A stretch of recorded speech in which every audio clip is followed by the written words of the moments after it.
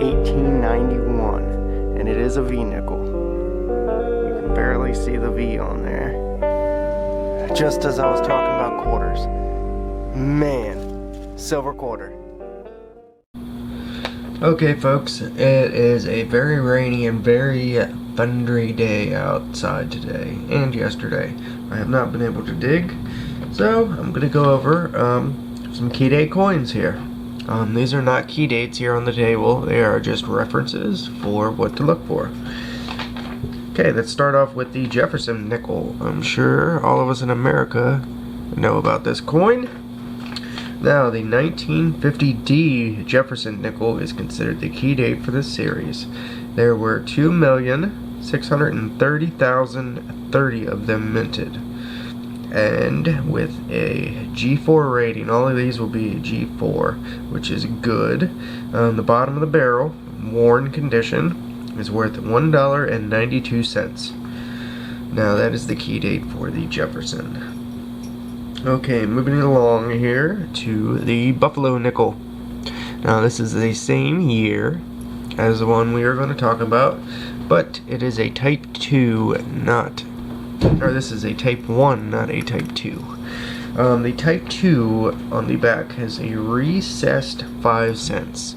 So the 5 cents is underneath that hill, and there is a line above the 5 cents. Not on this one, unfortunately. Okay, the 1913S Buffalo Nickel 5 cents recessed Type 2. 1,209,000 were minted, with a going price of $204 so far, in G4 condition. Let's move along to the Indian head penny. And the key date in the series is the 1877 Indian head penny. And the Indian head penny were 1877. There were 852,500 were minted, and with a bottom price of $922. So that is the key date for that series. Now I have two coins for you for a wheat penny. We'll start off with the least dollar amount. Key date 1914D wheat penny. 1914D. There were 1,193,000 minted, and with a going price in good condition, $204 for a penny. And the king of all wheat pennies, the 1909 VDBS. Now, I have a VDB here. It is not an S mint mark, but I wanted to show you what to look for. Now, the 1909 is obviously on this side, and the mint mark would be right below it. But this has the VDB, if you can see it on the camera, but it is right on the very bottom here, in between the wheats. It's very, very small. You can see it at that angle, right above the bottom rim there, VDB. It's very tiny, and that's what you look for that. But that coin is the rarest of all the wheat pennies, and the price comes in at $760, and there was only 484,000 minted that year. Only 484,000. Alright, moving along, let's go up to the Mercury Dime, another coin that I have two key dates for that written down here. We'll start off with the lesser amount again, a 1921 D Mercury Dime. 1,080,000 were minted, and with a G4 of $82 for good condition. And also that year, the king of all Mercury Dimes, 1916D, the very first year. The same year, Barber Dimes, very last year, and Mercury Dime started. They both were minted that year. But the 1960D Mercury Dime, it has to look like that. cannot be a barber dime. Unfortunately, those are not worth nearly as much as the 1916 D Mercury dimes. But 264,000 were minted. Very low, and with a minimum amount of $1,017.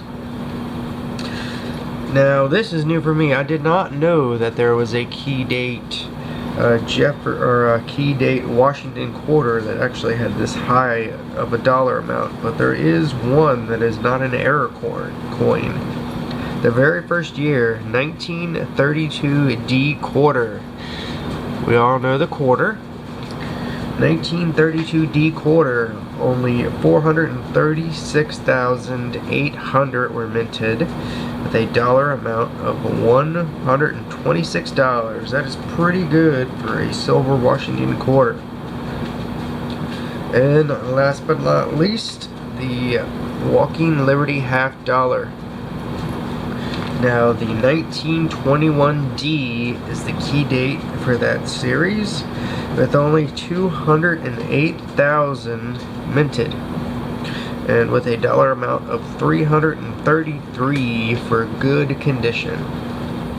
And now all of these coins, I took the price of all was G4, which is good, basic, standard, bottom of the barrel there.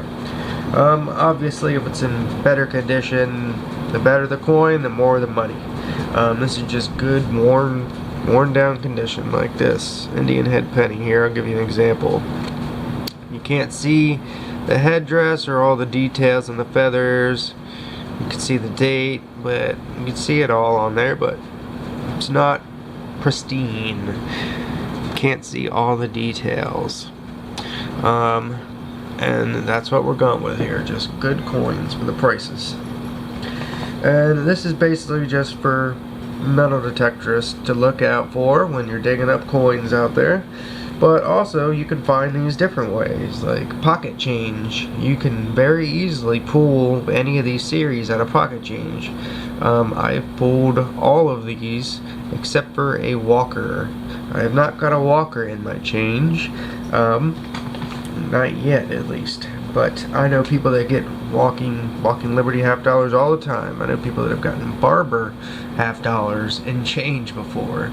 I know people that get Morgan silver dollars in change. It's just you gotta ask, or if you work at a store too. I mean, if you work a register, my God, how much money goes through your drawers. It's very easy to get old coins out of your change. Also, if you're walking by a Coinstar or one of those coin counting machines, just stick your hand in the dispense tray, because most of them are like prompted to spit out silver coins and coins that don't, like, in foreign coins as well. You reach your hand in there, you can pick out silver coins and foreign coins, and just coins that aren't like modern, basically.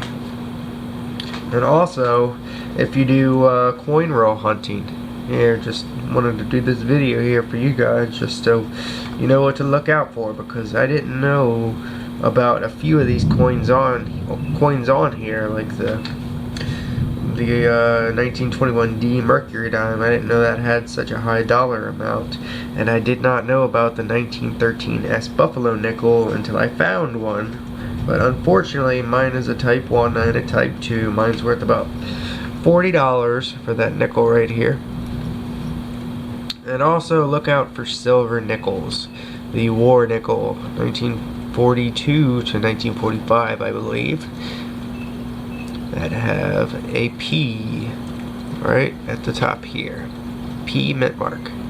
I think they also have D's for that year, maybe even S's, but I've never found one, and I have not seen anybody else find one. But this has 35% silver in it.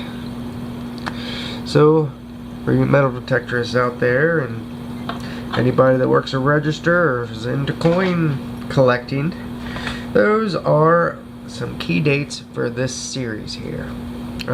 Again, it is a rainy day, very rainy, and not very nice outside. So I just wanted to give you some kind of a video, because that one isn't able to get one for the past couple days.